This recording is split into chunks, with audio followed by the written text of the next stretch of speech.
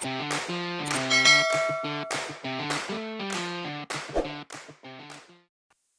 everyone, welcome to Intellifix Electronics Tutorial Channel. And this time, ang ating pag-aaralan ngayon o ang aking ituturo sa inyo is ang tinatawag natin na switch mode power supply. Okay? Ito yung power supply na mga ginagamit ngayon ng any of the electronic equipment. Okay? So madalang na pong gumagamit ng mga linear type, yung mga transformer type. Okay? Or yung conventional type na tinatawag na power supply. As you can see sa video na to, is nag-gather ako ng iba't ibang klase ng power supply, no? So, bali ang ating gagawin is I will discuss to you every 6 section po ng power supply at kung ano ang mga trabaho niya, no? And hopefully at the end of this video is bigay ako sa inyong konting kaalaman. Ito po ay purely for beginners and doon sa aking mga kasamahan dyan na pro is alam na po ang aking mga ipagsasabi dito, ano? So, but you're more than welcome if you want to watch and sit with my discussion po, no? Welcome po kayo lahat dito. And before I forgot, no, nais ko lang magpasalamat po sa ating mga subscriber at saka yung mga nagsusubscribe sa atin, no? Welcome na welcome po kayo dito. And in advance, maraming salamat po sa inyong pagsuporta. Now, let's begin po sa ating discussion, no? Ano ba ang aasahan nyo sa video na to, no? Okay. Unang-una, i-discuss natin kung ano ba ang SMPS power supply. Okay? Paano ito nag-work? Okay? So, i-discussin natin yung step by step niyan or section by section. And finally, i-discuss natin yung mga trouble na pwede nyo ma-encounter at kung paano natin yan iso-solve or i-repair. To begin with, so dito tayo mag-umpisa sa ating input, no? So makikita nyo yung fuse, yung ating MOB, then yung mga line filter natin na composed ng ating coil and capacitor, oh, yung pinaka-noise filter, no? So yung fuse, yan yung ating protection para sa mga short circuit. Then ang MOB is protection yan para sa surge ng ating supply, no, sa pagtaas ng mga voltahe. Yan yung unang sumasabog kapag tumaas ang voltahe, ano? Okay, then follow by fuse. So protection po yan, huwag nating aalisin. Although gagana naman yan kapag wala, pero wala ka ng protection, okay? Sa surge. So itong ating coil and ito yung mga capacitor tulad nga nabanggit ko, ito yung ating mga filters, noise filter, no? Kasi yan yung mga pansala natin, ano? Kapag marami kasing yung mga noise na naano natin sa mga lines, katulad may mga nag-welding o mga high voltage sa mga na nakabit sa same na line na kinukuha na natin, yung distribution line is yan yung ating pump filter, ano?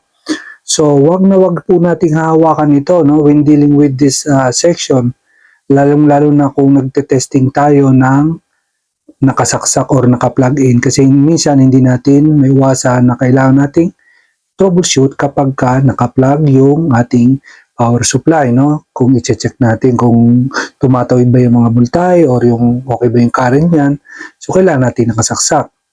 Then yung isa naman, yan kasi yung tinatawag nating hot section, ano? Nandiyan yung ating line 1, line 2, okay, or yung live or neutral line. So yung isa naman dyan na may high voltage is na pwede kayo makuryente is yung ating large filter capacitor, no? After nung ating rectification, no? Yung ating mga rectifier or bridge rectifier. So yun po is nag-i-store ng voltahe. Okay, kung yung power supply is 240 volts, so ang range niya ng capacitor na filter capacitor is magra-range ng 400 volts to 450 volts.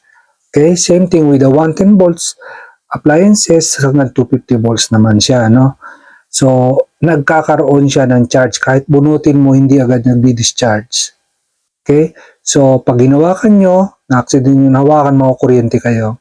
So, isang way para maiwasan nyo yan is i-discharge nyo yung capacitor. But, wag nyo gagamitin na isa-short nyo lang basta-basta. Kasi magkakaroon ng magpuputok.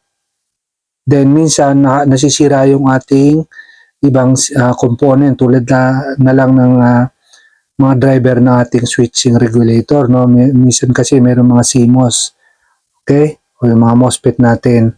Pag sinort mo ng bigla, pumutok, nadadamay sila. So gagamitan natin para safe ang ating component at safe din tayo is gamitan natin ng voltage dropper. Gamit kayo ng, pwede kang gumamit ng bulb, okay? Yung bumbilya, incandescent, pwede kayong gumamit ng resistor. So usually ang ginagamit ko kasi is resistor na wire wound, 5 watts or 10 watts na may range na may resistance value na kahit 10K. Okay? I-shunt nyo lang doon sa capacitor. When I say shunt is parallel nyo lang connection, i-connect mo lang doon yung paa ng resistor doon sa capacitor. Parang ano mo siya. Shunt nga, nakaparallel. Okay?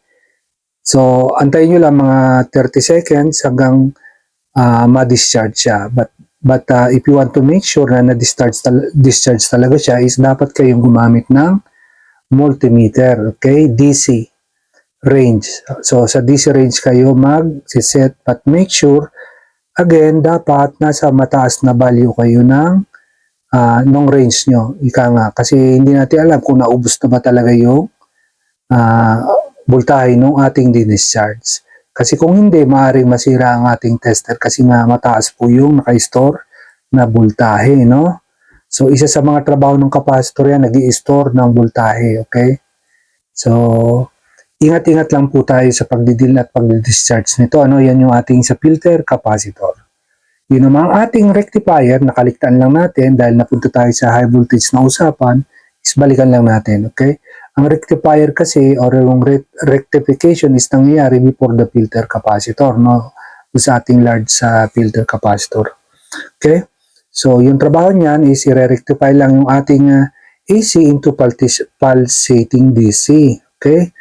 So, kaya yung capacitor natin is may polarity na. No? So, alam naman natin, ang AC is walang polarity, but yung ating sine wave ay may polarity naman. Hindi naman ibang ano yun, baka malito kayo, kaya ko lang binabanggit. Ang sine wave po natin is merong polarity.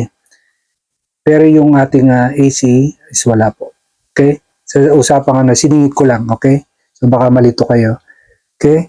So, yun yung trabaho nating rectifier diode, yung mga yan. So, it comes with a different type of diode. Merong yung 1N series or yung ating package diode, okay?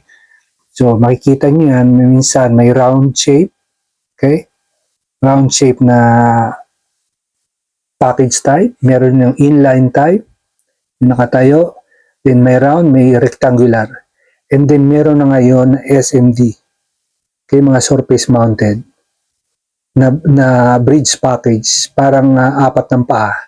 And meron ding SMD diode o rectifier na wala ng paa. Okay, SMD na nga siya, no?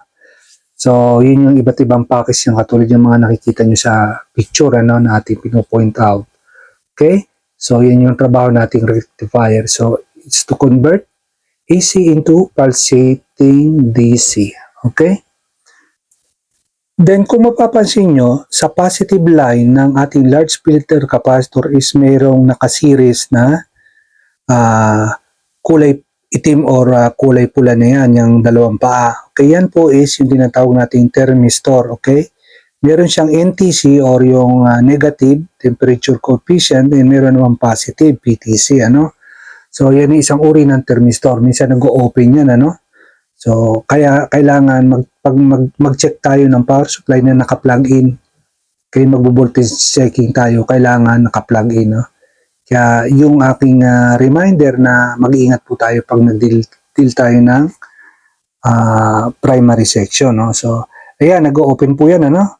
Then after nyan, yan papunta po yan sa ating chopper transformer. Doon sa unang winding natin. Okay? Sa isang winding ng ating chopper.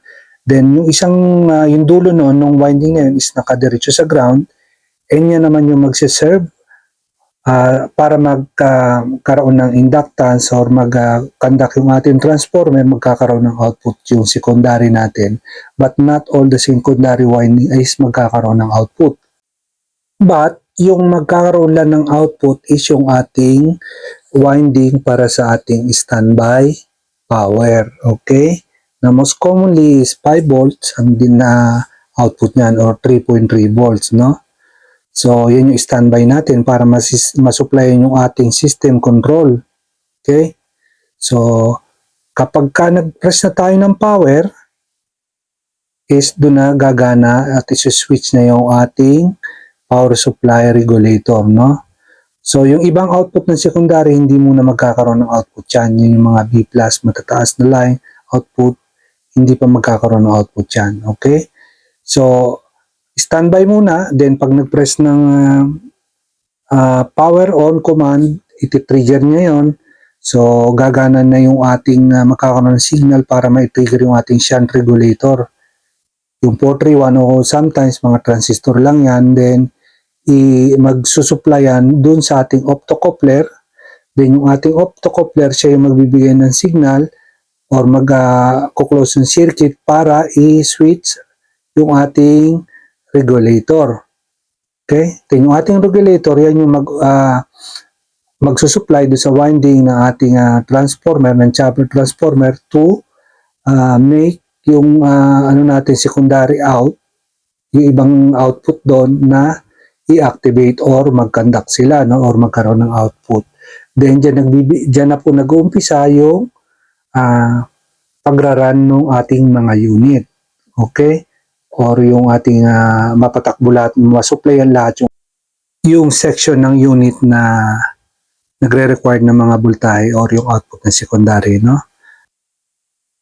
So, I will show you one simple circuit diagram or voltage flow and current flow diagram ng ating SMPS, no? Si-simplified natin, ipapakita ko sa inyo kung paano ito gumagana, no? So, para madali nating maintindihan, ano po? So, ang diagram na drawing ko is simplified, hindi ito yung eksakto na diagram, but sinimplified ko lang kung paano ito nag-work, okay? Simplified po.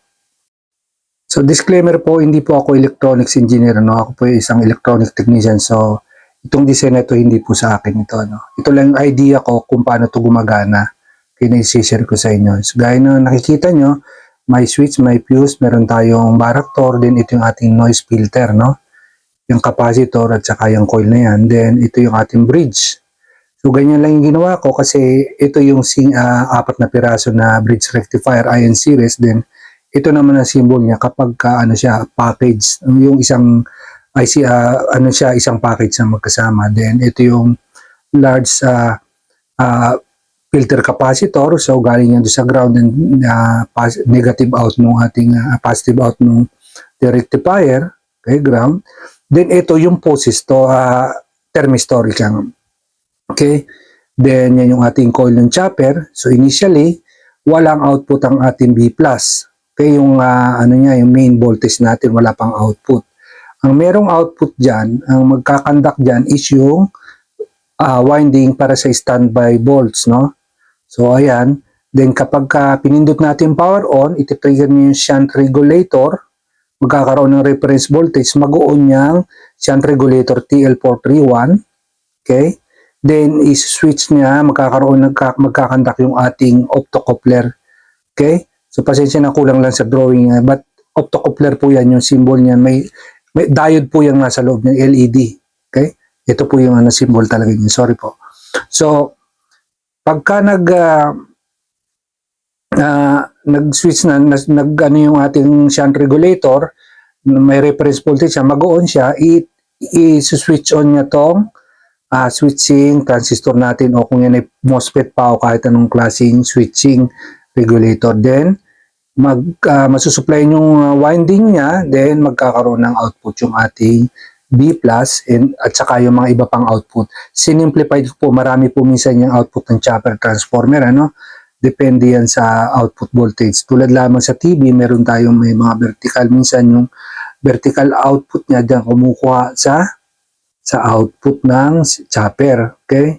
Yung iba naman sa flyback. Ibang usapan naman yan. Then, ibang section tulad ng mga audio section, yung ating system control dyan kumukuha sa ating chopper transformer, ano?